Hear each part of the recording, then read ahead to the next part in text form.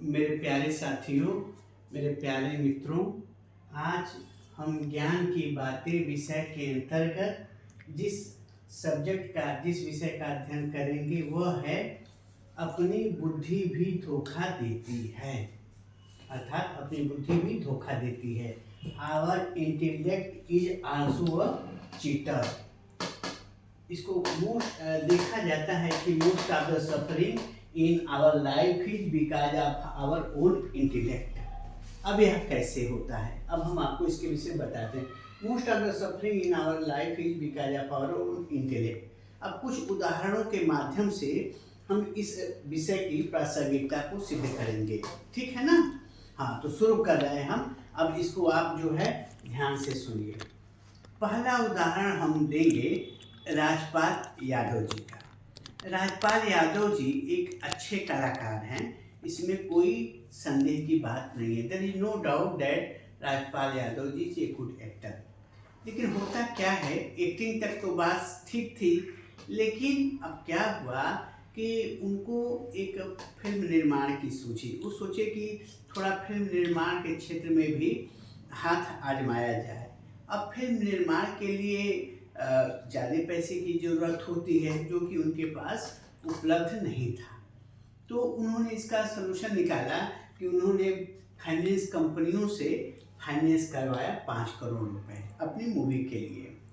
अब बेचारे ये नहीं सोच पाए कि ठीक है, लोन तो हम ले रहे हैं पैसा, लेकिन इसको चुकता कैसे किया जाएगा। अगर मूवी हिट नहीं हुई तो मैं कैसे इसको जो कर्ज है अदा करूँगा।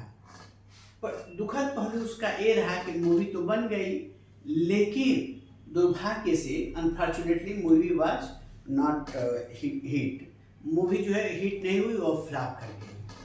अब देखिए मित्रों, हुआ क्या, अब इसके बाद जो है जिन कंपनियों ने उनको पैसा दिया था वह अपने वापस पैसा मांगने लगी। इनके पास पैसे थे नहीं, तो उन कंपनियों ने इनके ऊपर कोर्ट में ट्रायल शुरू कर दिया, मुकदमा शुरू कर दिया। परिणाम ये हुआ कि कोर्ट ने इनको 5 करोड़ मूलधन प्लस इंटरेस्ट के साथ 9 करोड़ रुपए की देनदारी बनती थी। अब वो बेचारे क्या करें, अब वो नहीं दे पाए, इसकी वजह से कोर्ट ने उनको जेल भेज दिया। अब देखिए मित्रों, इसकी प्रासंगिकता मैं कैसे कहता हूँ कि most of the suffering in our life is because of our own intellect. अब अगर वह सही यह निर्णय नहीं लेते कि मैं फिल्म निर्माण के क्षेत्र में जाऊंगा, तो एक्टिंग से अच्छे पैसे की कमाई होती थी। सुनने में आता है कि पर movie he was charging 2 to 3 crore rupees. It's not a less money. Truly speaking 2 to 3 crore rupees is not less money पर मूवी, बट व्हाट टू से, उनकी बुद्धि को क्या हो गया था कि वह निर्णय ले लिए, और लेते समय ये नहीं सोच पाए कि हम कैसे इसकी देनदारी करेंगे। एक कहावत है हिंदी में, चौपाई है, जाके प्रभु दारुण दुख देही ताकि मति पहले हर लेही। अगर प्रभु को आपको दुख देना, if god want to give you sorrow, what he will do, he will give you sorrow by your own intellect. आपकी बुद्धि को ही ट्विस्ट कर देंगे, भ्रमित कर देंगे, और आप अपने जीवन में गलत निर्णय लेकर के फंस जाएंगे। दूसरा उदाहरण मैं देता हूँ।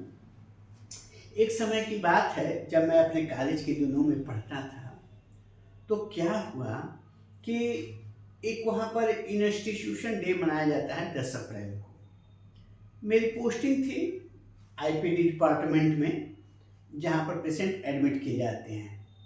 तो फंक्शन जो है करीब 9 PM के आसपास इवनिंग टाइम में ख़त्म हो गया था।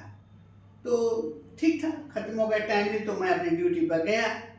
अब वहाँ पर मैं देखा कि जो मेरे डॉक्टर मित्र थे, जिनकी पोस्टिंग थी, 2 लोगों की पोस्टिंग होती थी, तो वहाँ पर मैं देखा तो नहीं थे। दुर्भाग्य से उनका नंबर भी मेरे पास नहीं था। तो उस दिन की बात है कि आईपीडी में कोई पेशेंट भी नहीं था। अब देखिएगा, पेशेंट भी नहीं था, मेरे डॉक्टर मित्र भी नहीं थे। अब मैं क्या सोचता हूँ कि अरे पेशेंट भी नहीं हैं और मेरे मित्र भी नहीं हैं, तो यहाँ पर रहने की क्या ज़रूरत है। फिर भी मैं सोचा कि थोड़ा रुकूं, देखता हूँ, हो सकता है आवे वो। मैं I have waited till 11 PM, रात के 11 बजे तक वेट किया, वो नहीं आए, पेशेंट भी नहीं थे। सडनली मुझे क्या सूझा, मैं वहाँ पर रेस्ट कर सकता था, रूम था रेस्ट करने के लिए, लेकिन मैं सोचा कि चलो क्या करना है, जब नहीं पेशेंट हैं और कोई है भी नहीं तो मैं भी निकल लिया अपने रूम के लिए और जाके आराम से सोने के लिए मैं वहाँ भी सो सकता था। अब देखिए बुद्धि की भ्रम, अब यही वो कहते हैं कि बुद्धि कैसे भ्रमित करती है। अरे मैं वहीं पर सो जाता तो क्या फर्क पड़ता, उस समय मैं मोबाइल का यूज करके अपना अकेलापन भी दूर कर सकता था। लेकिन अब वही होता है विनाश काले विपरीत बुद्धि। मैं तुरंत क्या किया गया और इस बात को जो आईपीडी के इंचार्ज थे, जो सर मेरे, उनको इस बात की जानकारी हुई कि 10th अप्रैल की रात को there was no doctor available in IPD homeopathic IPD department. अब मुझे बुलाया गया, सर ने मुझे बुलाया, मुझसे पूछा कि राजीव भाई you are not there in IPD on 10th April. Then I told sir because patient was not there and my friend was also not there. So I thought that if no one is there, what I will do alone? I was trying to convince him, but he was not convinced.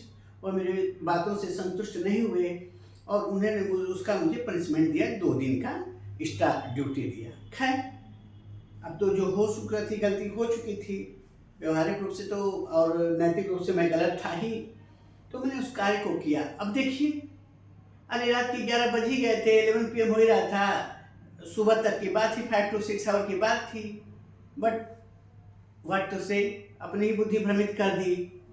तो मित्रों ये देखने में आता है कि कभी कभी अपनी बुद्धि भी आपको भ्रमित करती है और उसके बाद हम क्या करते हैं, सजा भुगतते हैं।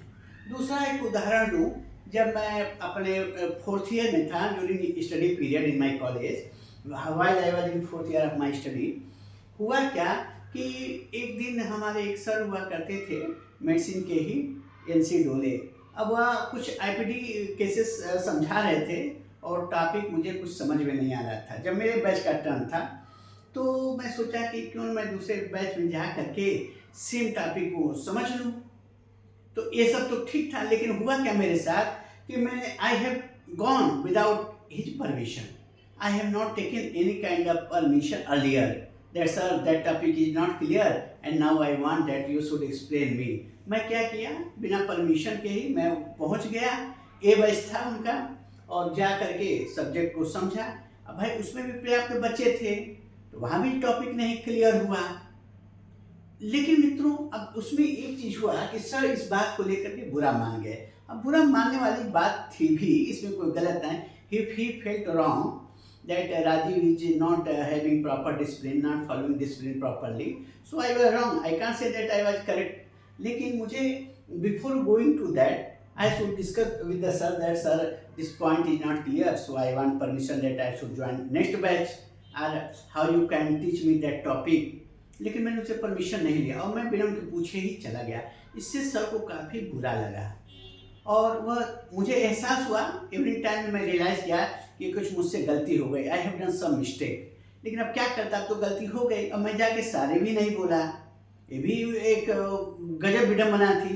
अब सोचिए, जो काम सरल तरीके से हो सकता था, मैं जाता, सर से परमिशन लेता, रिक्वेस्ट करता और वो शायद मुझे कन्विंस करते कि हाँ भाई ठीक है, नहीं तुम्हारा पॉइंट क्लियर है तो आना।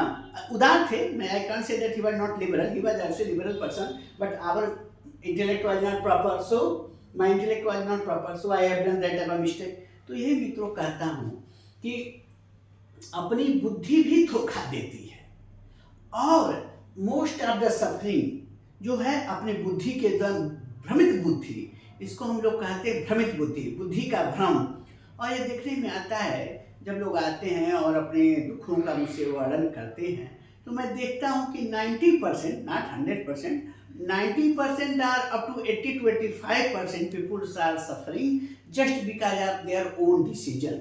दे have taken wrong decision in their life and after that they started suffering. बिना विचारे जो करे सो पाछे पछताए, काम बिगाड़े अपने जग में होत हंसाए। तो वही कहा जाता है कि अपनी बुद्धि भी धोखा देती है, इसीलिए बुद्धि पर भी भरोसा नहीं किया जा सकता। ठीक है मित्रों, आज का विषय यहीं तक, फिर दूसरे क्लास में दूसरी बातों पर चर्चा होगी। धन्यवाद।